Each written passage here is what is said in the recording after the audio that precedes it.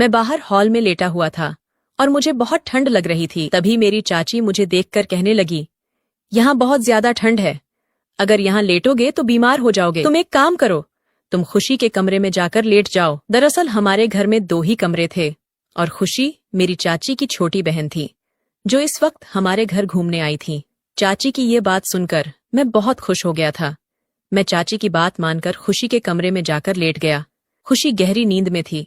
जैसे ही आधी रात हुई, मैंने उसके चादर पर हाथ फेरना शुरू कर दिया। मुझे ऐसा लगा जैसे कि वो जाग रही है, पर मुझे कुछ कह नहीं रही है और शायद वो भी यही चाहती है। उसके बाद मुझे और भी हिम्मत मिल गई थी और मैंने अपना हाथ। हेलो दोस्तों, आज की इस रोमांचक कहानी में आप सभी का स्वागत है। मेरा नाम समीर है। मैं ज्वाइंट फैमिली में रहता हूँ। मेरे पापा, मम्मी और चाचा चाची सब एक साथ रहते हैं। कुछ ही दिनों पहले मेरी चाची की छोटी बहन उनके पास रहने के लिए आई थी। वो मेरी चाची की सबसे छोटी बहन थी, इसलिए उसकी उम्र ज्यादा नहीं थी। वो करीब 22 साल की होगी। वो बहुत ज्यादा सुंदर थी, लेकिन मुझे उसे सुंदर कहने में शर्म आती थी और मुझे यह डर भी लगा रहता था कि कहीं वो ये सब चाची को ना बता दे। मेरे चाचा और पापा दुकान और खेती बाड़ी का काम देखते थे और मेरी मम्मी और चाचा घर पर ही रहती थीं। मेरी चाची का एक बेटा भी था जिसका नाम शिखर है और उसकी उम्र 6 साल थी। एक रोज की बात है, हम सब बैठकर खाना खा रहे थे। तभी चाची ने मुझे बताया कि शिखर का जन्मदिन आने वाला है और उस पार्टी में उन्होंने अपने मायके वालों को भी इनवाइट किया है। ये सुनकर मैं बहुत खुश हो गया था। मैंने चाची से पूछा, तो फिर कौन कौन आ रहा है? उन्होंने कहा, मम्मी पापा की तबीयत ठीक नहीं है तो शायद वो दोनों नहीं आ पाएंगे, पर खुशी यहाँ आने के लिए बेकरार है। वो कह रही है, मेरे दीवाने इकलौते भांजे का जन्मदिन है, मैं तो जरूर आऊंगी। चाची बोली, जब वो बस स्टैंड पर आ जाएगी तो तुम उसको ले आना। मैंने उसे तुम्हारा नंबर दे दिया है, वो यहाँ पहुंचते ही तुम्हें फोन कर देगी। चाची की बात सुनकर मैं 7वें आसमान पर था। मैंने खुशी को पहली बार चाचा जी की शादी में देखा था और जिस दिन मैंने उसे देखा था उसी दिन मैं अपना दिल हार गया था। खुशी उस वक्त एक भोली भाली सी लड़की लगती थी और अब तो वो खूबसूरत और जवान महिला हो चुकी होगी। मैंने जल्दी से अपना खाना खत्म किया और अपने कमरे में चला आया। मैंने अलमारी से नए कपड़े निकाले और उन्हें प्रेस करने लगा, क्योंकि आज मैं खुशी को अपनी तरफ आकर्षित करना चाहता था। मैं खुशी को लंबे समय से पसंद करता हूँ, पर आज मुझे ये जानना था कि वो भी मुझे पसंद करती है या नहीं। अब मैं खुशी के फोन का इंतजार कर रहा था। मैं बस यही सोच रहा था कि वो जल्दी से मुझे फोन करे और मैं दौड़ता हुआ उसके पास पहुंच जाऊं और उसे अपने गले से लगा लूं। पर एक हकीकत ये भी थी कि ये सब मैं सपने में ही सोच सकता था, क्योंकि असल में तो मैं कुछ भी नहीं कर सकता था। यही सब सोचते सोचते मैंने अपने कपड़ों पर प्रेस कर ली और नहाने के लिए बाथरूम में घुस गया। वैसे मैं कभी भी अपना फोन बाथरूम लेकर नहीं जाता था, पर आज खुशी की वजह से मैं अपना फोन बाथरूम में लेकर गया था ताकि समय से उसका फोन उठा सकूं।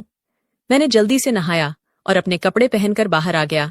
आज मैंने अपना महंगा वाला परफ्यूम लगाया था, जिसे मैंने अब तक बाहर नहीं निकाला था। कुछ देर बाद मुझे एक अनजान नंबर से फोन आया। मैं समझ चुका था कि यह किसका नंबर है, क्योंकि इस वक्त खुशी के अलावा मुझे और कोई फोन नहीं कर सकता था। मैं जल्दी से फोन उठाया और मेरे कुछ बोलने से पहले ही सामने से एक मीठी सी आवाज आई, क्या आप समीर बोल रहे हो? मैंने कहा, हाँ मैं समीर बोल रहा हूँ, आप बताओ। वो बोली, मैं बस स्टैंड पर आ गई हूँ, आप मुझे लेने आ जाओ। इतना सुनते ही न जाने मुझे क्या होने लगा था। मैंने कहा, आप बस 10 मिनट रुको, मैं अभी आता हूँ, और इतना कहकर मैंने फोन काट दिया। मैं जल्दी से अपनी गाड़ी की चाबी ली और खुशी को लेने के लिए निकल गया। हमारे घर से बस स्टैंड तक 20 मिनट का रास्ता था। मैं तेजी से बाइक भगाकर 20 मिनट का रास्ता 15 मिनट में ही कवर कर लिया था। जैसे ही मैं बस स्टैंड पहुंचा और मैंने खुशी को देखा तो मेरे होश ही उड़ गए। वो खिलखिलाती धूप में किसी परी की तरह लग रही थी। उसने ब्लैक कलर की एक ड्रेस पहन रखी थी और बाल खुले हुए थे। आसपास के सारे मर्दों की नजर उसी पर थी। उसकी लंबी हाइट, नीली आंखें, गोरा रंग और गदराया हुआ बदन हर मर्द के दिल को पिघला रही थी। मैंने ऐसी खूबसूरत बला आज तक नहीं देखी थी। मैं जल्दी से उसके पास पहुंच गया और बस उसे ही देखता रहा। वो दूध से भी ज्यादा सफेद थी। मैंने उसके हाथों से उसका बैग ले लिया और उसे अपनी बाइक पर बैठा लिया। आसपास के सारे लोग मुझे ही देख रहे थे, क्योंकि वो खूबसूरत बला अब मेरे साथ जा रही थी। मैंने उसका सारा सामान आगे रख लिया था और खुद थोड़ा पीछे होकर बैठ गया था। मैं बाइक चलाते वक्त जानबूझकर बार बार ब्रेक लगा रहा था। मैं जब भी ब्रेक लगाता था तो उसके गर्म उभार मेरी पीठ पर लगते थे। मैं उसे छू तो नहीं सकता था, पर यह सब करके मैं उन्हें महसूस कर पा रहा था। मैं बाइक के शीशे से उसके चांद जैसे चेहरे को देख रहा था और शायद उसने भी इस बात को महसूस कर लिया था। मैं बाइक इतनी धीरे चला रहा था कि साइकिल वाले लोग भी मुझसे आगे निकल रहे थे, पर मुझे इन सब बातों से कोई मतलब नहीं था, क्योंकि मैं अपनी खुशी को लेकर जा रहा था। मैं उसके साथ ज्यादा से ज्यादा समय बिताना चाहता था, इसलिए मुझे धीरे जाने में भी खुशी मिल रही थी। आखिर थोड़ी देर बाद वो मुझसे बोली, समीर, इससे अच्छा तो मैं पैदल ही घर चली जाती। मैंने मजाक में उससे कहा, मैंने कुछ ही दिनों पहले ड्राइविंग सीखी है, इसलिए अभी थोड़ा डर लग रहा है।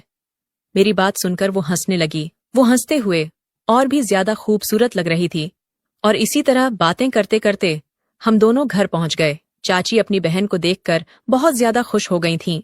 उन्होंने खुशी को देखकर उसे अपने गले लगा लिया। शिखर भी अपनी मौसी को देखकर बहुत ज्यादा खुश हो रहा था। अगले दिन शिखर का जन्मदिन था और हमने अपने घर में एक छोटी सी पार्टी रखी थी। इस पार्टी में हमने अपने रिश्तेदारों को नहीं बुलाया था, लेकिन गांव के सभी दोस्तों को बुलाया था। रात में पार्टी शुरू होने वाली थी और सब अपने मनपसंद के कपड़े पहन रहे थे, पर मैं चाहता था कि खुशी पहले तैयार हो जाए ताकि मैं उसके साथ मैचिंग कपड़े पहन सकूं। कुछ देर बाद खुशी तैयार होकर बाहर निकली और उसने रेड कलर का सूट पहन रखा था। उस सूट में वो बहुत हसीन लग रही थी। मैंने जैसे ही देखा कि खुशी ने लाल रंग का सूट पहना है, मैं तुरंत बाजार गया और अपने लिए लाल रंग की शर्ट ले आया। मुझे लगा कि खुशी को यह देखकर अच्छा लगेगा, पर उसने मेरी इन छोटी छोटी हरकतों पर ज्यादा ध्यान ही नहीं दिया। पार्टी शुरू हो चुकी थी और सब पार्टी एंजॉय कर रहे थे। खुशी शिखर के आसपास ही घूम रही थी और मुझे उसके साथ वक्त ही नहीं मिल पा रहा था। रात के 12 बजे पार्टी खत्म हुई और खाना खाने के बाद सब लोग अपने अपने घर चले गए। हम सबने भी अपने कपड़े चेंज किया और सोने के लिए अपने अपने कमरों में पहुंच गए। शिखर हमेशा से मेरे पास ही सोता था, पर आज उसने जिद पकड़ रखी थी कि मैं मौसी के साथ ही सोऊंगा। मैंने चाची से कहा, कोई बात नहीं, आज उसे अपनी मौसी के साथ सो जाने दो। खुशी और शिखर को मेरे कमरे में लेट जाने दो और मैं बाहर हॉल में सो जाऊंगा।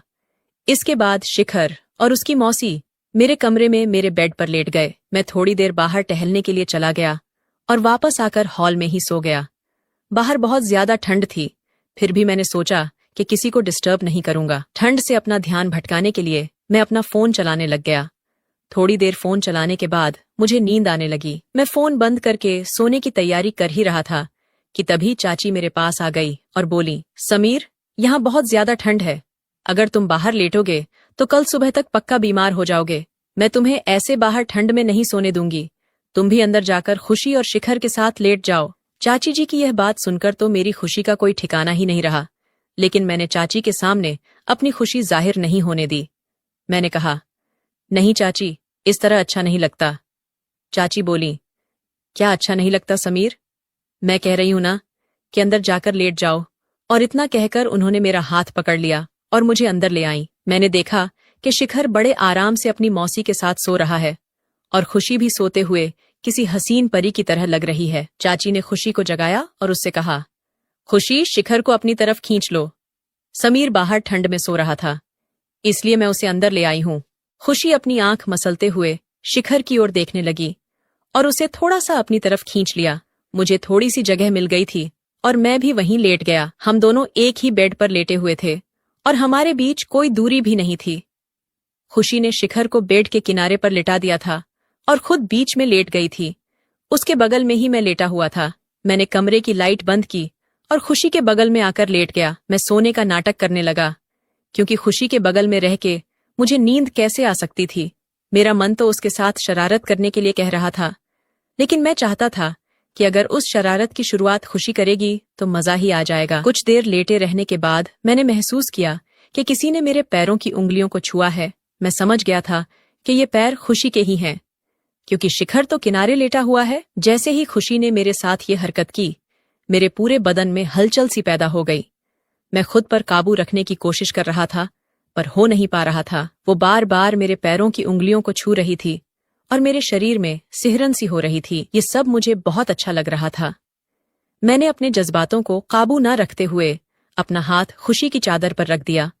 मैंने ये सब इस तरह से किया था कि उसे ऐसा लगे कि मैं नींद में हूं। कुछ देर बाद मैंने हाथ उसके हाथ पर रख दिया।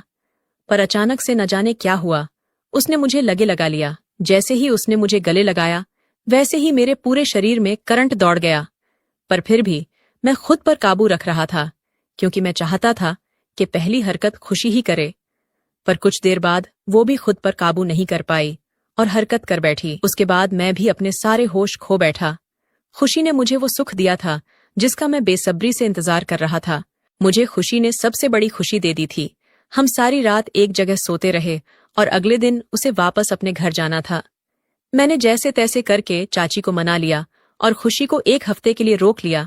हम दोनों ने 1 हफ्ते तक बहुत मजे किए और उसके बाद वो अपने घर चली गई। मैं खुशी को भूल नहीं पा रहा था, क्योंकि कुछ ही दिनों में खुशी ने मुझे वो सुख दिया था जो मुझे आज तक नहीं मिला। मैं हमेशा के लिए उसे अपना बनाना चाहता था। इसलिए मैंने चाची के परिवार से हमारी शादी की बात कर ली। मेरी अच्छी नौकरी की वजह से उनके घर वालों को हमारे रिश्ते से कोई दिक्कत नहीं हुई और किसी ने कोई ऐतराज नहीं जताया। 1 महीने के अंदर हमारी शादी कर दी गई और मैं खुशी को अपनी पत्नी बनाकर अपने घर ले आया। कमेंट करके जरूर बताइएगा कि आपको ये कहानी कैसी लगी। अगर आपको ये कहानी पसंद आई हो तो इसे लाइक करें और अपने दोस्तों के साथ भी शेयर करें। आगे भी ऐसी रोमांचक कहानियों के लिए हमारे चैनल को सब्सक्राइब करें